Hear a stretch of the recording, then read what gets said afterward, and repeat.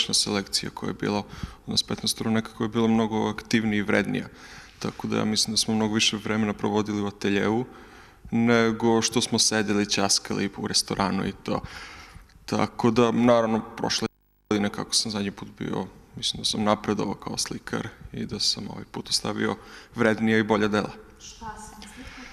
Pa, ovo su neki gradovi gledani iz vasioni iz kosmosa, odnosno mape gradova u nekoj poluapstraktnoj formi, tako u nekom ovom stilu. To je bio neki moj ciklus slika koje sam radio 4 godine i evo rešio sam da Kumanovo stavim ono što najbolje trenutno radim. Koliko slika ostavljate? Два. Секогаш нуди гостопримливост, составот на уметниците беше прекрасен, прекрасно дружење, покрај се научив нешто повеќе за себе. Колку дела Ова оставите искуство. за Куманово? Па, според тоа што го бараат пропозициите ќе го оставам. Што насликавте? Гледам нешто во виолетова боја. Епа, нели некој рекол дека бојата мене ме одбра, не јас бојата. Така да таа боја ме одбра мене ова недела тука во Пелинце и се надевам дека тоа што ќе го оставам ќе им се допадне на кумановскиот публикум, секако и пошироко, затоа што е напрво искрено.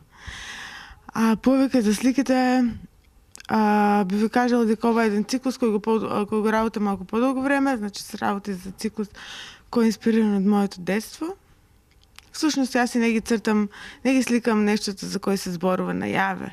Затоа може би е подобро малку да оставиме простор на другите да ги погледнат, па ајде да речеме да ги толкуваат. Мирјана Крстева Масетиот ги Ковната сесија коло Куманово. Беа повикани и ни одговорија 15 ликовни уметници од Републиката, од градот Куманово, од Република Србија и еден уметник од Белгија.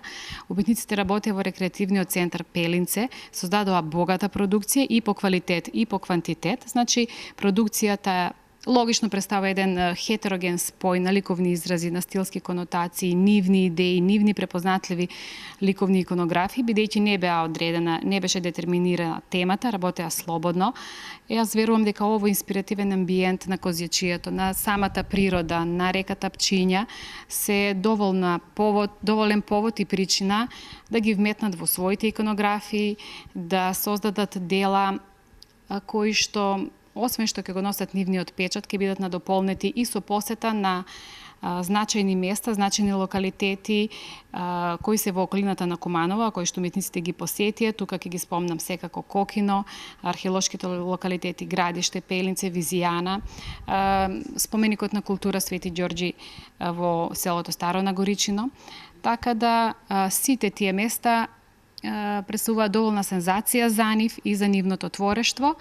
Инаку се работеше сликарство и скулптура, се уште се држиме до традиционалниот начин на ликовно изразување, иако ги следиме сите оние нови тенденции во уметноста, ако зборуваме за видео арт, перформансот и инсталациите, тие оваа сесија не се присутни, туку едноставно ја негуваме, значи, чистата автономија на сликарството и естетскиот карактер на штафелајната уметност. Да. Точно, организатори е нели музеј на Куманово и локалната самоуправа. Држано е и од Министерството за култура, така да сите овие субјекти дават свој принос да се задржи и да продолжи ова ликовна колонија која има голем фонд на створени дела на колонијата од над 200 и кусур уметници кои гостувале и кои ги оставиле своји слики на нели во депото и на музеот и на Куманово, а истите може да се видат не само на изложбите што се организираат биенално од оваа колонија, туку се и во многу јавни установи, во угостителски објекти и секаде каде што има циркулација на луѓе и кои може да ги видат овие дела. Тоа е богатство кое останува како трајно богатство и сеќавање на ова врвна културна манифестација која е бренд за Куманово па и за Република Македонија.